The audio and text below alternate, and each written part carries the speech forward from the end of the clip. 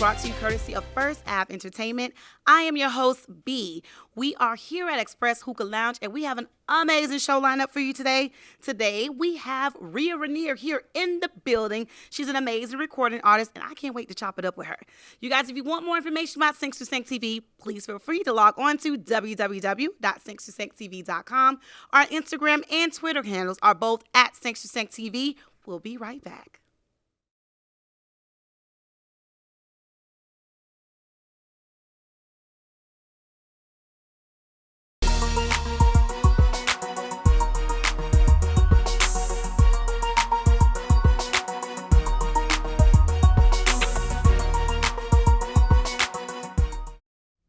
Welcome back to Sync to Sync TV. I'm your host, B. We're here at Express Hookah Lounge, located in Hollywood, Florida. If you want more information about us, log on to www.sync2sync.tv.com. We're here with recording artist Ria. Hey. What's Guan? It's not what's Guan. Wagwan. Oh my God, I just butchered that. Wagwan. Wagwan. Listen, it's a pleasure having you here. You're so gorgeous. Loving Thank your you. smile. Thank you. So you're a recording artist, meaning you're not placed in a box whatsoever. No. I love it. Because they try to put us in a box as women artists, or as artists in general. Period. But more specifically, I wanted to just dive into your music. So you did a couple of dance hall, right, tracks? And I know dance hall can be a little bit explicit, right? Hardcore, definitely. Yes. That's the culture, you know, Definitely. hardcore, sex, Right. drugs, Right. gangster stuff. Right. And when you realize what you're saying, because, you know, I'm not from Jamaica, but I have, my child is half Jamaican, so I know the culture very well. But when I was younger and I was singing some of the songs, and as I got older, I was like, whoa, okay, that's what I was saying. All So right. you didn't I understand did some of the not. words. No, not at the time. But as I grew older, I was like, wow, I was pretty explicit there. Yeah. Yeah, and then the movements alone. Listen, Sexual too, very listen. sexual. I've seen from the roof, jump down, and it's on the concrete, and I'm like, okay. But that's dancehall. So, you know, there's, even though a lot of people classify, you know, Jamaican music overall as just one, but you have No. reggae and you Right. have dancehall. So Right. what you're explaining, that's It's dancehall, dancehall. right. Reggae is more like on the relaxing side, like Bob Marley Bob and Marley right, vibes, right. Beres Hammond. Right. Right. So what I wanted to discuss is, I know it's so difficult for women in general to make. I know, like, you're not specifically in that box, but let's talk about dance hall. Like, is it still pretty difficult for women to make it within that industry? The Of facial course. expression alone. I mean, Have there been any advancements uh or for progression? me, I'm going to speak on my behalf, right? Okay. I would say for me, yeah, but not so much. I don't try to make those type of things bother me in a sense, because I think, you know, overall as a woman, you have to work like 2 times hard, especially in the entertainment industry, because it's a male-dominated industry. Yeah. So it's kind of like you have to prove yourself to these people, like, why should they believe in you? Why these producers should literally take the time out? Because you have a lot of female as well that don't take it serious, and you have a lot of female that wants the easy way out. Right. So they tend to do other things that female like yourself or me wouldn't do. Right. So you know, you have to be strong-minded, and, you know, you have to go in very business-wise and let them know, like, yo, this Listen. is what I'm here for, you know? It's interesting that you add that, because I was listening recently to a podcast or a morning show, and an artist, a very well-known artist, was on the show, and he was basically talking about his label and the women he has on his label. And then he mentioned, as far he's fairly young, he still has, I know he has some maturing to do, but I think this is something that I applaud him for being honest about it, but I cringed when I heard it. He basically said that the women who are on his label, they have to do certain things in order to stay on that label. I think I watched that too. I know you're talking about. Listen, and I cringed because I'm like, we're still doing that in 2022.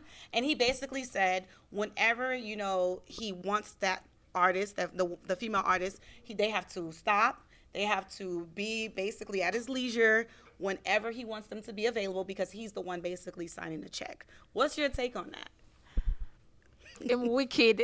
Yes. I mean, but it's also 2 ways. The females are okay with that. You're right. You know what I mean? So, I mean, if that was in my case, you know, if that's part of their contract, Right. and I'm not with it, I would say, you know what, thank you for your offer, but I'll go somewhere else. But if the females are sitting in it, they're okay with it too. Right. Because you can literally sign with the artist and he promised you the world and you still don't blow up. Yeah. So, I mean, it all goes well for the females as well. Like, they had to literally make the stop, Right. put a stop to it, so. And are you signed? Are you signed? Or No, I'm not signed. You're independent. Yes. So you call the shots. Yeah, but I'm building a team now. Okay. And I'm the type of person where I take tellings. I like to listen. I like to ask people advices and stuff like that. So I do call the shots, but I do listen a lot. I do listen. Yeah. So how long you been in the industry? Music wise, I've been doing music for 3 years. Right. Because you have a major platform. Like, you don't just stick to just music alone. Well, before music, I was doing like pageants and modeling and stuff like that. I can see it. So, I mean, I've been in the industry in the sense of the entertainment industry, but music-wise, just 3 years. But I've been doing pageants for like 16 years. I mean, if y'all didn't know, I was Miss Fort Lauderdale at one point. I was Miss Miami at one point. And I was Miss Jamaica at one point. So I got a couple little titles. Wait, how does that work? You're Miss Miami, Miss Fort Lauderdale. So you know the USA system when you go to Miss Universe. Okay. Well, first you got to go to Miss Florida. Okay. So I was Miss Fort Lauderdale, USA, and then another year I was Miss Miami, USA. You know, it's two different cities. Got you. And both cities or both opportunities I got to go to Miss USA. Nice. No, Miss Florida. Sorry. Okay. And then I didn't win, but then whoever won Miss Florida went to Miss Universe. Got you. Okay. What am I saying? Not Miss Universe, Miss USA. Miss USA. Miss USA. Yeah. Yeah, because I know I remember someone was one of the reality shows, they were like, no, very specific. There's a difference between Miss USA and Miss America and Miss World. Yeah. Okay. True. Listen, we'll be right back in just a few.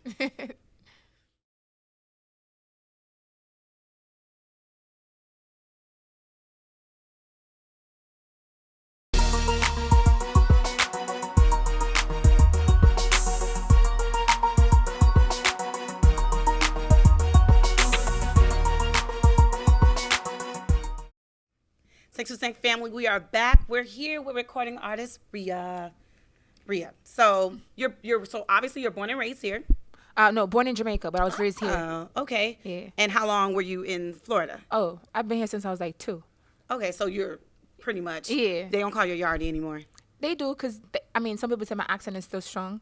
Okay. So, but I'll take it. I wouldn't be able to tell. I'm part of my country. I'll take it. Listen, Jamaica, one thing about it, I don't care where you're from. Listen, Jamaica, they're going to come through. I don't know. You probably have a flag on you somewhere. Like, they're so proud. I love it, though. I love it. No, I don't. We just got to do something about the restaurants, though. Like, you guys got to calm it down a little bit. But it just seems like when the ruder they are, the better the food. Yeah. Listen, and then it's our fault because we just keep going back. Watch your aunt. I don't know. Watch your aunt. I'm sorry. Hi. That's true. The Jamaican restaurants in Florida, y'all need to come. Listen, it's and you're right. It is Florida. Yeah. Because when you go to Jamaica, they're very pleasant. Mm-hmm. They're very pleasant. So let's talk about your music. So music-wise, you've been doing this for like 2 years. 3 years. 3 years. Mm-hmm. Okay. And you don't want to stick into and keep yourself, in one specific box. And we know that's why, because you could be more marketable, right? Right. How important is that to you? It's very important. To be honest, it's not even like I want to keep myself in. I'll just hear some beats and I'll literally just start writing a pop song. And then I'll hear some beats and I'll start rapping. And so, for me, I think it's just my mind is everywhere. Okay. So, dancehall is going to pop for me more because, it's my background, it's my culture in a sense. But, I have so many other songs coming. Y'all gonna see. I got pop songs. I got some rap songs out too, because I started as a rapper. And then when I did my first Jamaican song. Oh my God! How did they receive it? They came over real good. Okay. Because listen, your audience is very, very hard. Difficult. Listen. They're very hard. So they applauded. Yeah. Okay. They liked the first dancehall song I did. Green Light. Which was Honor Me. Listen. I'm like, all right, we're gonna run with it. Yes. And, so definitely. Because if they give you the green light, go for it. Because listen, that's probably one of the most blunt, real, authentic culture that I've ever met in my life. Watch your face. I'm like, oh my gosh. They're very hard to please. They're small, I would say, but they're very hard to please. And they're everywhere. Yeah. So if a Jamaican approves you, that's why a lot of dancehall artists, they go to Jamaica to try to get that big break. Because once that crowd approves you, it's over. Right. Yeah. So you have Flirt coming out.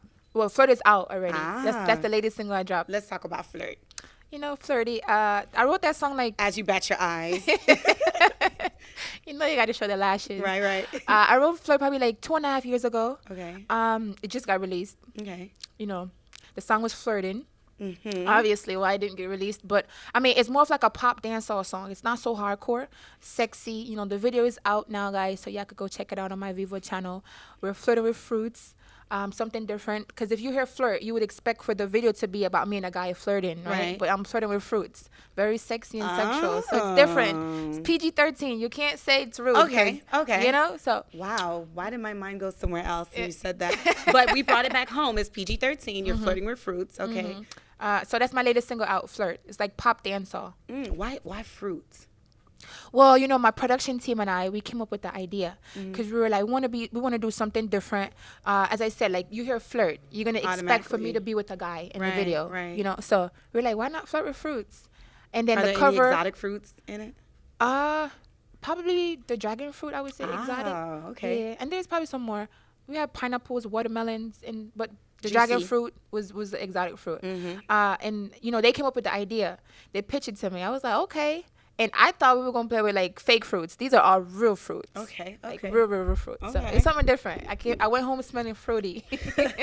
So do you give your input in it, or do you trust them enough to let them go ahead and make those decisions as far as your video production is concerned? Well, we all do it together. So, you know, she'll come up with the idea, like my creative director, she come up with the idea, and then I'll like, okay, yeah, that's nice. And then she'll like, okay, you like it? Okay, let's proceed. Let's go more. So, yeah, throughout the whole process, you know, like we do it together. Okay. But I trust them because they're very, very talented. Okay. Yeah. Thanks for saying, family. We have more with Ria in just a few. Stick and stay. We'll be right back. Yeah.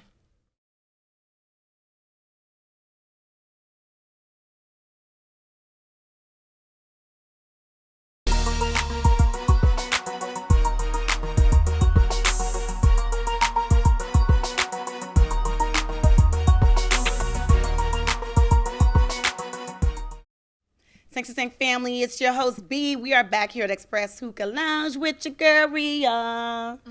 Listen. Oh, I like that. So let's talk about your personality as far as you're concerned, because, you know, sometimes we are on screen one way, off screen another way. Do you kind of have two separate identities, or do you just allow it to flow naturally? What do you do? You have like a stage presence that's quite different from who you are every day? I mean, I think I have like 10 personalities. I'm a little calm today because, I woke up in a little bad mood. But on a regular, like, this is just me, humble. But I'm very silly and funny. So, but I'm very humble and, chilling, easygoing. Okay. So your music. Back to your music again. Every time you come out with something, is it you that, is part of your past experiences? Or is it something that, your collective team does? Or is it just you as far as your lyrics are concerned? Just me. Just me, yeah. Cool. What is it like before that you did modeling, and that's what you were interested in altogether? No, I studied theater performance in college. Nice. So I did acting. Yeah. Theater performance was my major. And I did a little, I was an anchor for like 1 year. Wow. For HU news channel that they had up there. HU, Howard University? Huntington University. Oh, nice. Yeah. Okay. So I've been around like almost everywhere, right? Wow. Every little department. It's good to have that background as well, because now you're able to see things through different lenses. If you could collaborate with anybody, who would you do? Who would you collaborate? Wizkid. I would like to do a song with Wizkid. I would love to do a song with Nicki. Nicki's the queen of rap. She just won a Nicki, period. And I mean, there's so many other artists. I don't want to say too much because, they're so sensitive. You don't call a name, they just get me feelings. But I mean, I would do a song with anybody as long as they serious and they about their stuff, period. That's right. So as far as your personal life is concerned, does that ever get influenced or into your music? Oh, definitely. Because, like, if I feel sad, I'm going to write a sad song. I was talking to somebody the other day, we got a little... we got a little situation. I wrote a song about that. And then I was like, thank you. No, we got in a situation. Oh, I'm glad. Yeah. Okay. All right. No, we got those too. Listen. Okay. We got the situationships too. Okay. But I wrote a song about that, and I was like, oh, thank you, because I would have never my mind probably would never went there. Okay. You know, so yeah, I tried to because it's relatable to the audience. You know, so with everything that's going on right now, I see a lot of artists in general, especially during COVID. Like, mental health is something that everyone is targeting in their songs. And even if they're not targeting it, sometimes you can hear the pain through their music. And it's like, oh my gosh, I hope she gets help. Like, I hope she, goes and talks to someone. And for the audience, I think it's important for them to share that layer of themselves. Are you ever that vulnerable with your music? Are you or are you more guarded? Because that's really personal to share some of those things that I hear other artists sharing. Yeah, I mean, I think I'm more guarded. Yeah, I mean, I'll express myself on like an interview, or like I'll go live, or something like that. Or now I'm tapping into movies. I'll try to go as close as possible to like a character that I can really personalize. But music wise, not really. Okay, because there was also one artist who I think she's pretty awesome, but obviously, like, anyone can tell, like, okay, she's been through some things. Like, there's and you can see the expression, how it translates within her music. And there were some people that bought tickets to view her show and hear those specific songs. And she was like, I'm not singing them. I'm not singing those songs. Yeah. So I know what's your take on that? That's a no, period. As an artist, you have to entertain your audience. You have to entertain your fans. They came to you probably have people in the audience that came to listen to that one specific song. So for her to, because I know who you're talking to, I could say her. For her to say that, it's kind of like, you playing with your fans, and fans are people, like, they're very sensitive. You don't want to disappoint them. Yeah. But sometimes you draw the line, right? Because there's certain situations where it's like, okay, I also have to take care of me mentally. So that one's a little iffy for me, because I see your perspective, but on the flip side, I see her perspective as well. I don't know. That one's a little tricky for me. We'll dive in more, you guys, at 6% TV. We're here with Ria. Here.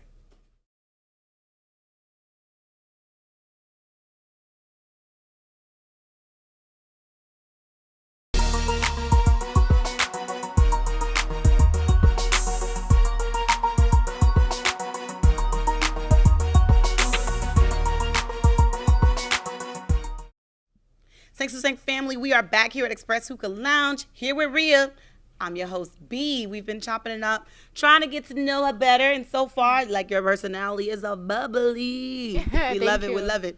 So as far as your music is concerned, I know I hit on music a lot because we're here to talk about your music, right? Definitely. So music, it's very important what we put out there in the atmosphere, in the universe. Some people take it lightly, some people don't. Some people's like, whatever, it's an art, you get what you get. Is there that much of thinking behind your music, behind your work of art? Or you just like, whatever, this is how I feel? Well, I mean, you know what?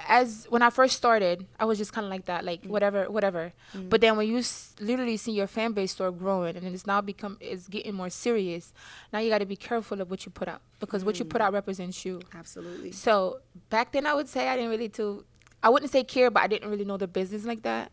But growing into it, it's like, I got to be careful. I got to make sure the mixes are right, the production behind the track is right. Because if you put something out good and then you put something out bad, it's going to look bad on you. Right.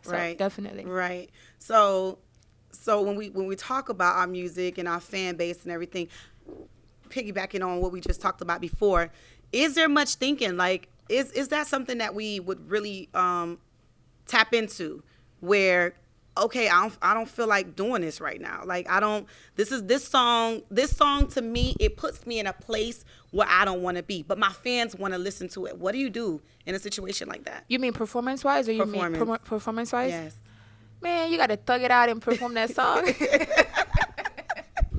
Yeah. Because you never know. That might be the song that probably 50 or 100 people came to listen to. Yeah. So if you're not willing to perform the song, I would say to artists, don't release it at all, period. Yeah. Because you don't know. Yeah. You know what I mean? So you got to thug it out. Even if you cry on stage, it's part of the work. It probably is entertainment. Listen, you'll get more fans like that. Period. Where we at right now. Yeah. We're talking business-wise. Business-wise, oftentimes women in general we kind of leave it in the hands of others. I see now more women are getting more involved and saying, no, I want to see the paperwork. There's a lot of women who lost a lot of deals or, management mismanaged their deals because I guess they can take accountability for it in one aspect because they didn't really read the fine print. We put, a lot of our business ideas or we trust or entrust others with it. How important is business? Because listen, a lot of women are starting to transition into that business side of music and making major moves. True. I mean, the business side is very important, but I understand probably some artists, especially females, younger artists, you're so hungry for that breakout. So you're somewhat overlooking that business side in the beginning part, where like you're not looking like, in the future, like this could be your breakout song or this could be your song that's going to make you a millionaire.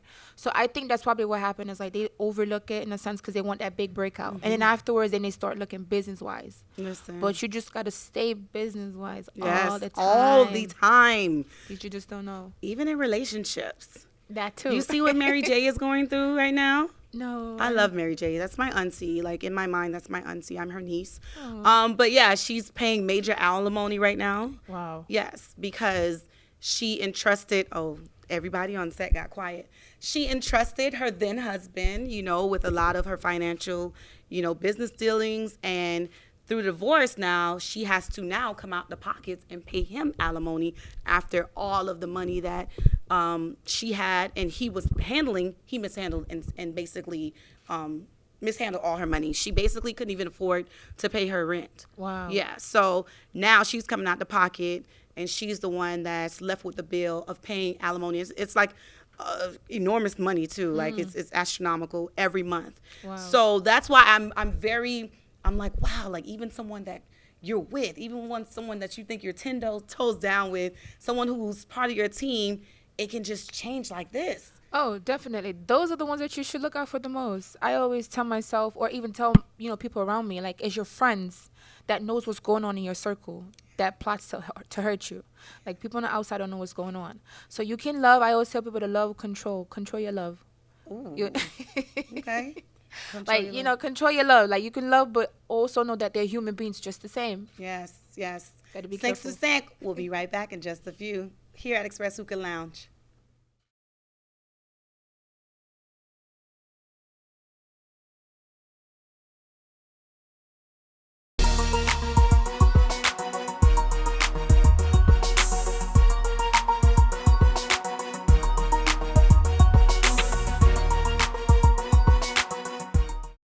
Thanks to Sank family. We are back. This is the final segment of our show. Ria, what can we expect from you? Well, I mean, I have so much coming up. I don't even know where to start. But, of course, we have new music coming up. I'm going to start working on this new movie, so you guys can look out for that What's movie. the name of the movie? Can you tell us or no? Not yet. Okay. Not yet. All right. Not okay. Yet. More videos, more collaborations. I have some huge collaborations coming up. So, and you never know. You might see me on a, doing something crazy that you wouldn't expect. So. Okay, listen, you're hungry. Yeah. One thing about Jamaicans, they're not leaving nothing on the table. Listen, juggle 7 jobs. I don't think that's a stereotype. I haven't met one Jamaican that just only have one job. I think it's a Caribbean thing. Yeah, maybe. Well, no. I know some people that's lazy. But you got Jamaicans that's lazy too. For the most part, though. I know some Jamaicans that they lazy. Really? Mm-hmm. Oh. I think it's a Caribbean thing. I'm going to just put it in the Caribbean. I like that. And this is a Caribbean show, so we're going to keep everybody happy. It's a Caribbean thing. Okay, it's a Caribbean thing. You know what I hit on that I didn't hit on? Food. Real quick. Okay, so what dish just does it for you? Nostalgic-wise. Like, it just takes you there. I'm a chef, so let me put that out there, right? I could cook real good. Okay. I would say any type of soup because I'm a soup person. Like soup would just take it there. Pea soup. Any type of goat soup. Even soup that's not Jamaican, like Okay. lobster bisque, Oh. clam chowder. Okay. All them Jamaican soups, like Okay. everything. Period. Okay. I didn't expect soup. Yeah. I expect like a hearty, like. I used to say rice and peas and oxtail, but nah. Yeah. Oxtail's like $100 a pound now. So Listen, I saw the meme going around with the oxtail with the hair still stuck on it, and they were like, they'll cut the tail off themselves. PETA, I'm just kidding, PETA. Please do not send any letters to our director, Ed. Yeah, so it'll be soup. Soup for me. Okay, soup. All right. Transition. What do you do as far as calming your nerves? Because we all get the nerves and the jitters when we're going to perform. Not all the time, but what do you do? You know, I take a little smoke. Okay. And I sip on some rum cream or some Baileys. That's my favorite. Okay. I don't like the hardcore liquor. And I just meditate for a little bit and I'm good. Okay. Rum cream can be hard. You think so? It depends. Oh, you have it already. You take the one that's already in a bottle prepared. You don't do the natural. Okay. All right. Okay. Yeah, that's smooth. That's smooth. It's smooth. Yeah. And I take a little smoke with it and I'm chill. Okay. All right. Chill. All right. So where can we contact you for more information? So you guys can follow me on social media. My Instagram is I am Ria Rania. That's I am RIA. Facebook is the same thing. I am Ria Rania. Twitter, if you want to see me talk my mind all the time, it's I am Ria Rania. And my YouTube channel is Ria Rania Official Vivo. Talk my mind all the time. I'll be talking my mind all the time on Twitter. Love it. Sinks to Sink family, we'll be right back.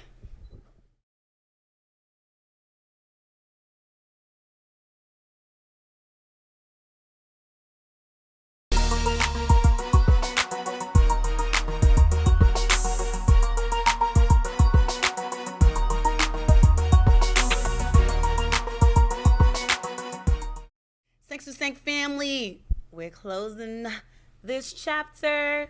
But of course, you are forever welcome, Ria. Whenever you are here, please come. You know, you can contact us, your family now. The red carpet is open and it's rolled for you. Thank you, guys. You're welcome. Sinks to Sink family, if you want more information about our show, our Instagram and Twitter handles are both at Sinks to Sink TV. And I am B. You can locate me on Instagram at BLongChamp. And finally, on the internet, we are at www.sinkstosinktv.com. I have to give Express Hookah Lounge, located in Hollywood, Florida, a shout out. They've always welcomed us with open arms. Listen, it's been so good to be back. We got a lot going on in this society, in this universe, in this atmosphere, and it feels so good to just exchange positive and good energy. Till next time, Sinks to Sink family.